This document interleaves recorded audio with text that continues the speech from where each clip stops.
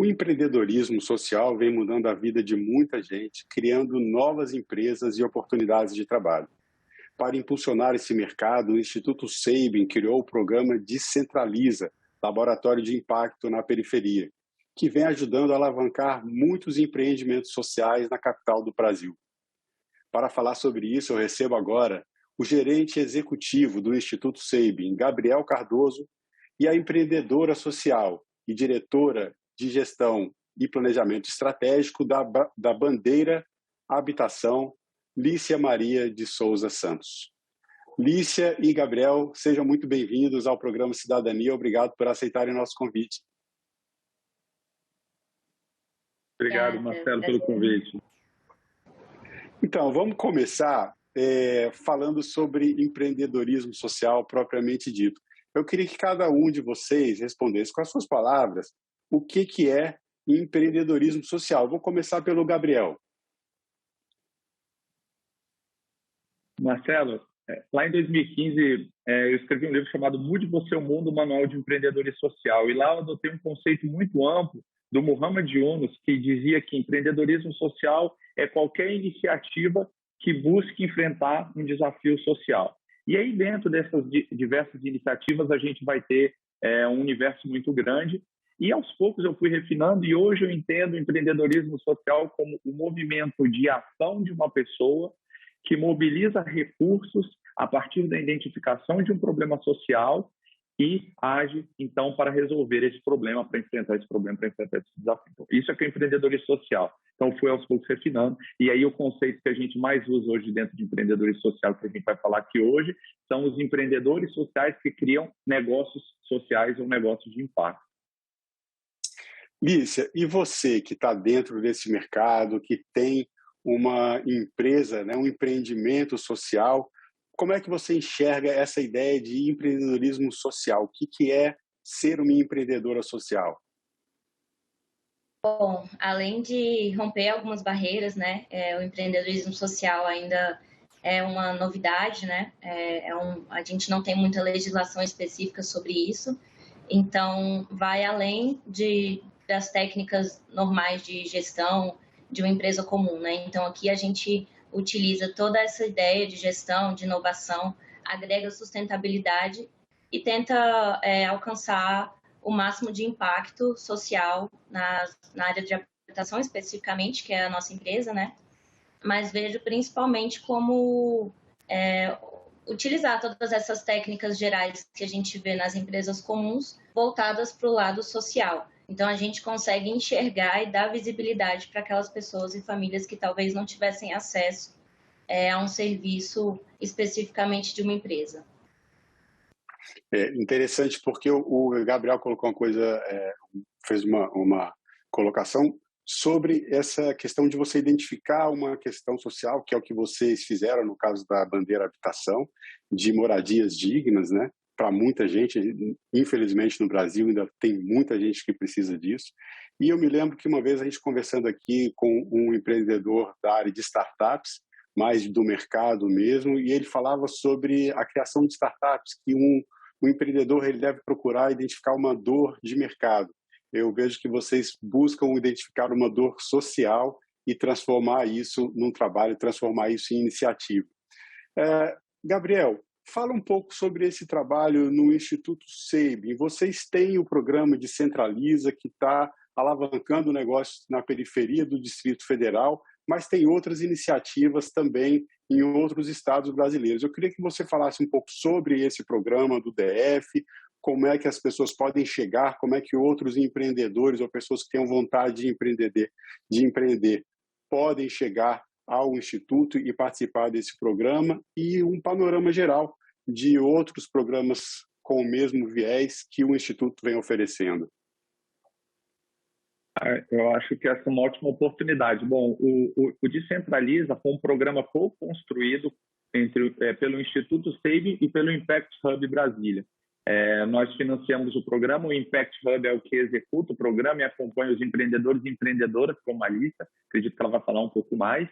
E nós aqui, enquanto Instituto, nós somos um instituto empresarial, nossa mantenedora é o Grupo Sabin, e nós temos como missão contribuir com a melhoria da qualidade de vida, da prosperidade e do bem-estar das comunidades onde o Grupo SEIB atua, fomentando a inovação social. Então, a gente tem um olhar para novas propostas que enfrentem demandas e desafios sociais dessas regiões. Dentro, então, dessa missão, a gente vai ter um portfólio amplo em que a gente executa em 12 estados que o Grupo SEIB está, além do Distrito Federal. O Distrito Federal foi onde nós nascemos, inclusive na próxima semana o Instituto SEIB completa 17 anos, e a gente está muito feliz de poder falar um pouco sobre isso. O programa Descentralize, então, ele está muito alinhado com um eixo que nós temos, que é fortalecer ecossistemas de impacto social. O que isso significa? Quando nós olhamos para o nosso trabalho, né, de gerenciar um investimento social privado do Grupo SEIB, a gente tem muitas ações assistenciais, ações de filantropia tradicional, mas a gente busca também desenvolver ações que sejam um pouco mais estruturais e sistêmicas para essas comunidades. E como a gente faz isso? Olhando para ecossistemas de impacto, ou seja, organizações que geram impacto, como o negócio da lista, organizações intermediárias que facilitam a chegada do conhecimento, a chegada de recurso para esses tipos de negócios, como o Impact Hub, e aí a gente busca, então, atuar pontualmente em articulações e em relações que ocorrem dentro desse ecossistema, para que o próprio ecossistema seja capaz de, no médio e no longo prazo, gerar impacto social positivo sem a nossa ajuda. Então, aí a gente vai ter um portfólio muito amplo, com diversas ações em diversas cidades e diversos estados, e o Descentralize é um deles, né? Quando a gente, então, fala de olhar para ecossistemas, o que a gente diagnosticou? Que muitas vezes os programas que incentivam os empreendedores sociais, eles estão localizados nas capitais, né, no centro das grandes regiões, e não chega recurso até as periferias. Então, o que a gente fez? A gente falou, não, vamos fazer um movimento inverso, vamos fazer um programa que busque encontrar empreendedores sociais somente na periferia. E aí surgiu o Descentralize. Então, a gente abriu um edital, 10 organizações de impacto social se inscreveram, entre elas a Bandeira Habitação, e aí a gente está fazendo o Impact Hub está tocando toda essa jornada junto com eles, com o apoio do Instituto SEIB. Lícia, e como é que é para você que está participando do programa? Como é a experiência de participar desse programa? Qual a importância desse contato com essa equipe do Instituto SEIB? E como é que é ser uma empreendedora social, gerir uma empresa, um empreendimento social? O Gabriel ele falou sobre as várias ações do Instituto SEIB, inclusive na área de filantropia. E muita gente confunde, acha que o empreendedor social é um filantropo. E eu sei que é diferente. Você poderia falar um pouco sobre isso para a gente e falar também um pouco, claro, sobre a proposta de trabalho da Bandeira Habitação. Bom, a gente sempre teve uma parceria muito bacana com a Impact Hub, né, que é uma das pioneiras aqui em Brasília, em apoiar negócios de impacto. Esse ecossistema ainda é muito novo, né, assim como eu conversei.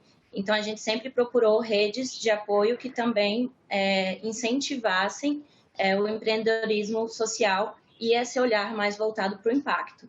Então, assim que a gente foi selecionada para o Descentraliza, né, nós fomos desenhando alguns cronogramas de ideias e como melhorar, né? A gente é uma empresa recente, nós nascemos em 2018, mas começamos a atuar diretamente com o CNPJ e com toda a parte jurídica a partir de 2020.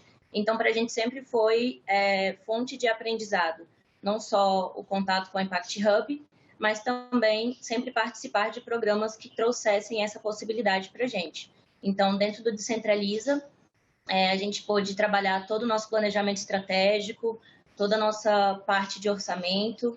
Então, a gente tem uma parceria também com a empresa de São Paulo, então a gente estuda todos esses impostos, estuda como trabalhar com a contabilidade, né? E tudo isso influencia diretamente no orçamento que a gente passa para o cliente.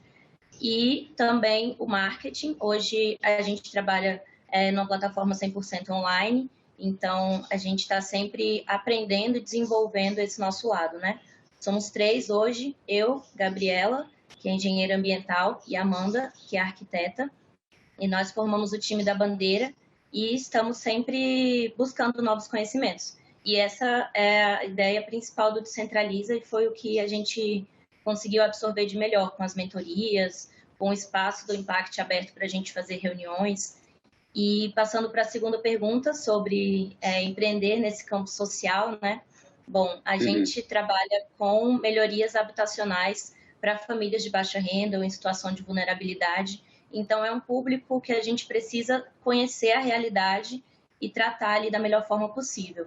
Então, empreender socialmente para a gente na prática é estar ali, né, conhecer a realidade, trabalhar em prol de oferecer um serviço que talvez aquela família ou aquela pessoa nunca pensasse em ter acesso, né? Então, hoje a gente tem uma visão de que a arquitetura, a engenharia, enfim, né, projetos arquitetônicos, enfim, são coisas, são serviços caros. E às vezes essas pessoas acabam optando por autoconstrução, enfim, tudo isso a gente tenta quebrar essa barreira mesmo de que esse é um serviço exclusivamente para pessoas de alto padrão, ou enfim, a gente realmente quer trazer essa possibilidade, essa acessibilidade para famílias que talvez não tivessem esse tipo de acesso, né?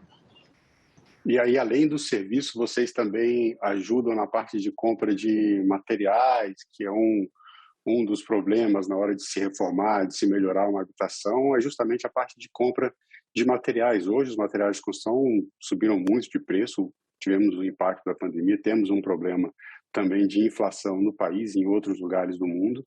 Como é que fica essa parte da compra de materiais? Nisso vocês auxiliam também as pessoas que procuram a bandeira habitação para conseguirem melhorar a sua moradia e ter um custo acessível? Perfeito, sim. A gente trabalha com as 3 frentes, que é a compra dos materiais, a contratação da mão de obra, né, do prestador de serviço, e também fazemos a administração de toda a gestão da execução da reforma, né? Então, a gente faz uma visita inicial, conhece ali a realidade, entende as patologias da habitação, temos o contato com os prestadores de serviço. Geralmente, a gente prioriza, inclusive, prestadores de serviço locais, para fomentar também aquela região, né? E quanto aos orçamentos, isso é uma realidade, a gente sempre tem que tentar chegar num ponto que a gente consegue oferecer, mas é o que a pessoa também pode pagar, né? Então, a gente está constantemente tendo que ficar atento a isso, né? Então, a gente oferece as três opções, né? A compra dos materiais, a contratação da mão de obra e a administração total, para que a pessoa não tenha preocupação nenhuma, porque geralmente são famílias que ou juntaram dinheiro por um tempinho, ou elas querem dar uma entrada e aí querem continuar pagando por mais tempo, né? Então, a gente traz também essa possibilidade que a família pode parcelar em até 30 vezes no boleto. Então, tudo isso a gente tenta trazer a possibilidade da pessoa pagar aquela parcela, né? De acordo com que ela realmente... o que é a realidade dela ali, né? O que ela pode pagar. Gabriel, e você que está do outro lado dessa história, né? O empreendedor social, ele encontra uma situação em que ele pode desenvolver um novo negócio, ele encontra uma dor social, uma necessidade de mercado, não deixa de ser também, e começa o empreendimento, começa o seu processo de inovação. Agora, você que está num projeto que ajuda essas pessoas a desenvolver um negócio, como a Alicia está fazendo com a Bandeira Habitação, quais são as principais questões que esses empreendedores sociais têm, que vocês precisam ajudar? Quais são as principais dificuldades que você observa nas pessoas que estão começando o negócio, como que o Instituto consegue melhorar essa situação e impulsionar esses negócios? Ótima pergunta, Marcelo. Se me permite, eu vou dividir a resposta em 3 partes. Claro. Eu acho que primeiro é importante falar assim, que nós aqui do Instituto Paving, nós somos responsáveis pelo capital filantrópico justamente para viabilizar essas operações, porque elas têm um custo muito elevado. Selecionar esses empreendedores, formá-los durante muito tempo, né, levá-los ao mercado, fortalecer a sua estrutura. E é o capital filantrópico de um instituto como o nosso que viabiliza que isso seja oferecido gratuitamente para empreendedores e empreendedoras como a Alicia. E aí a gente pega a diferença, né, de um negócio social ou negócio de impacto. Hoje esse termo negócio de impacto é um termo mais utilizado no Brasil. Se a audiência quiser buscar alguma referência, talvez esse seja o melhor termo para buscar negócio de impacto. qual é a grande, e que é liderado por um empreendedor ou por uma empreendedora. Qual é a grande diferença? É porque é um negócio que ele parte de um desafio ou de um problema social. Então, necessariamente, ele olha para um desafio, um problema social, e talvez a Alicia pode daqui a pouco falar o que diferencia ela de uma empresa tradicional do ramo de habitação, porque ela é social e ela não é uma empresa tradicional de habitação, mas não só isso, ele também, então, ele tem uma sustentabilidade financeira. Então, se a gente pega num contínuo, de um lado a gente tem as empresas puramente empresariais, de um outro nós temos as organizações da sociedade civil, que têm fins sociais, mas não geram nenhum tipo de receita. Os negócios de impacto estão no meio do caminho. Então, eles resolvem problemas sociais, eles têm isso como propósito claro, explícito e mensuram o impacto social que eles geram, mas também eles precisam ter a sustentabilidade financeira de uma organização tradicional. Então, isso que é o negócio social e o negócio de impacto gerenciado por empreendedor social. E aí você perguntou, quais são, então, os desafios para fechar essa resposta?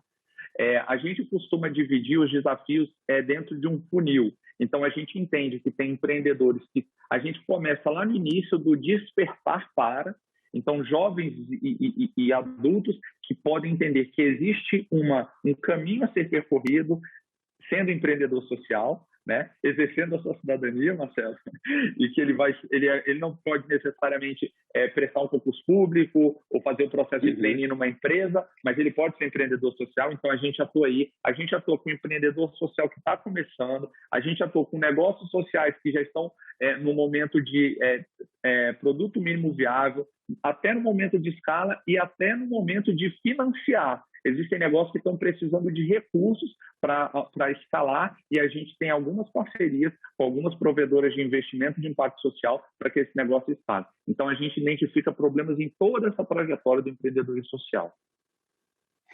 Tem aí um conjunto completo, né, de como ajudar esses empreendimentos. Daí você que está assistindo essa entrevista, você que tem vontade de empreender, você que tem vontade de contribuir com a sociedade de alguma forma, melhorar algum problema que você identifica, está aí uma oportunidade, mais do que isso, uma explicação do que é um empreendimento social, de como, inclusive, isso pode ser diferenciado de uma ação de filantropia. Agora, a Alicia pode fazer a fala, pode responder a pergunta que o Gabriel lançou. O que diferencia, Alicia? Por que a Bandeira Habitação é uma empresa social e não apenas um empreendimento, um negócio empresarial propriamente dito, apenas para dar lucro? Perfeito. Geralmente a gente tem a visão de que as empresas vão visar o lucro, né? Não que nós não temos essa visão também, mas o foco não chega a ser esse. O foco é a gente realmente alcançar o maior número de pessoas e gerar o maior número de impacto. Então, hoje a gente consegue mensurar o nosso impacto social, econômico e ambiental através dos formulários que a gente vai fazendo com todas essas famílias. A gente faz um acompanhamento pré, durante e pós-obra, e daí a gente consegue gerar um relatório de impacto que a gente compara realmente qual foi a diferença, o que mudou na qualidade de vida daquela família, né, depois da gente ter atuado. Então, a visão aqui seria pensar que a gente trabalha realmente como uma empresa e temos todas as dificuldades e passamos por todo o processo de uma empresa convencional, porém a gente não tem essa visão focada só no lucro, né? Mas sim nesse propósito que a gente escolheu, que é de realmente impactar o maior número de pessoas, e acaba que o lucro vem como consequência, né? Hoje nós somos nós três, dedicação exclusiva, então todas nós já largamos os nossos trabalhos anteriores e nos dedicamos 100% à bandeira. Então, não deixa de ter esse foco de empresa, né? Mas, com certeza, o propósito e os valores que a gente busca priorizar aqui são diferentes das empresas convencionais, né? E você se sente realizada profissionalmente? Você falou de propósito. Essa palavra é muito bonita e tem um sentido muito especial, eu diria. Como você se sente em termos de realização profissional? Bom, eu sou administradora de formação, formei na UNB em 2017, passei por aquele período de concurso, né? E nunca me encaixei, assim, eu sempre fui muito ativa, sempre gostei muito. E quando comecei a estudar sobre habitações de interesse social e um pouco mais sobre negócios de impacto, tendo também as minhas sócias, que são minhas amigas, né? Nós começamos mesmo de um grupo de amigas para tocar a ideia. Então, para mim, hoje, não me vejo fazendo outra coisa. É uma entrega mesmo que a gente gosta, que a gente se identifica. O resultado depois abate todos os problemas que a gente teve anteriormente. Então, hoje eu me sinto super realizada, não me vejo fazendo outra coisa. E acho que realmente os negócios de impacto têm muito a crescer. Hoje a gente vê que existe necessidade nos diversos setores, e no próprio Descentraliza, né, a gente tem outras empresas que trabalham com foco em descarte eletrônico, em coletas, em reutilização de materiais. Então, tudo isso tem um nicho específico que as pessoas precisam focar, porque realmente são necessidades do dia a dia e que são da sociedade em geral, né? Eu vejo na fala de vocês dois, eu vejo brilho, né? Eu vejo paixão pelo que vocês fazem. E daí a mesma pergunta, então, agora eu trago para o Gabriel. Gabriel, como é que você se sente trabalhando, fomentando empreendedores sociais, fomentando empreendimentos sociais? O quanto isso é gratificante para você profissionalmente? Eu me sinto um privilegiado, né? Eu me sinto um privilegiado eu trabalho a mantenedora do Instituto Saving, que é o Grupo Saving, tem um propósito que é inspirar pessoas a cuidar de pessoas, né? E aqui o que a gente faz no Instituto é isso, nós cuidamos de pessoas e de organizações, né? Então, para mim é fantástico, sou muito feliz com o trabalho que eu faço, eu aprendo todo dia com a história dos empreendedores, com a história de brasileiros, e encontro um sentido em acordar todo dia. Esse mantra, né? O propósito. Aliás, eu acho que vocês inspiram pessoas também, né? Além do propósito interno de inspirar para cuidar, vocês inspiram outras pessoas a empreender também.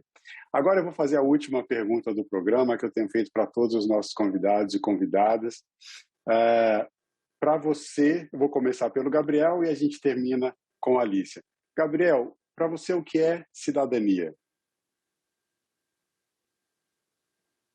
Cidadania é quando a pessoa se sente parte da sociedade, se sente parte do Estado, se sente parte da comunidade e exerce, então, plenamente os seus direitos e os seus deveres.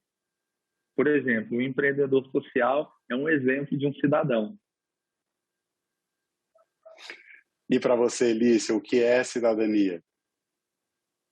Bom, para mim, cidadania além de respeitar, né, todas as pessoas que estão ao nosso redor, entender também os pontos de vista de todos, mas ao mesmo tempo ter um olhar voltado para pessoas, para cidadãos que estão convivendo aqui com a gente, e pensar formas de contribuir. Então, hoje aqui na Bandeira, né, a gente pensa muito em como fazer mais, como poder trabalhar e entregar algo para um outro cidadão, sendo que nós temos o mesmo direito. Então, aqui a gente defende o acesso à moradia digna exatamente porque somos cidadãos e queremos ajudar os outros também. Essa pergunta que eu trago para vocês é uma pergunta que eu tenho trazido para todos os nossos convidados e convidadas. Eu sempre convido as pessoas que assistem às entrevistas de cidadania a responderem também, podem responder nas redes sociais da TV Senado, no nosso canal no YouTube. As entrevistas sempre tem um espaço para os comentários embaixo das entrevistas, então ali a pessoa pode manifestar a sua ideia sobre o que é cidadania, porque essa é uma reflexão importante que nós devemos fazer, especialmente no ano de eleições. Exercer o seu direito de votar é um exercício de cidadania, e o Gabriel trouxe aqui uma reflexão também bastante importante, falando sobre direitos e deveres. Na fala da Alicia, essas duas coisas também, os direitos e os deveres também estão bem claros dentro dessa observação que a Alicia fez, dentro da opinião dela sobre o que é cidadania. E eu sempre convido as pessoas que assistem ao programa a opinarem também e a pensarem sobre o que é cidadania, e também, claro, né, em ano de eleições, vale lembrar também o que é democracia. Gabriel Cardoso e Lícia Maria de Santos Souza. de Souza Santos, perdão. Eu agradeço mais uma vez a presença de vocês aqui no nosso programa. Muito obrigado pelo tempo de vocês. Obrigado. Tchau, tchau. Eu que agradeço. Até mais. Tchau, tchau. E eu agradeço também a você que assiste o nosso programa, você que ficou até o final da nossa entrevista. Assine o canal da TV Senado no YouTube. São mais de 1 milhão de pessoas que acompanham toda a produção do Legislativo direto da fonte. Aqui na TV Senado, democracia é todo dia. Obrigado pela sua participação e até o próximo Cidadania.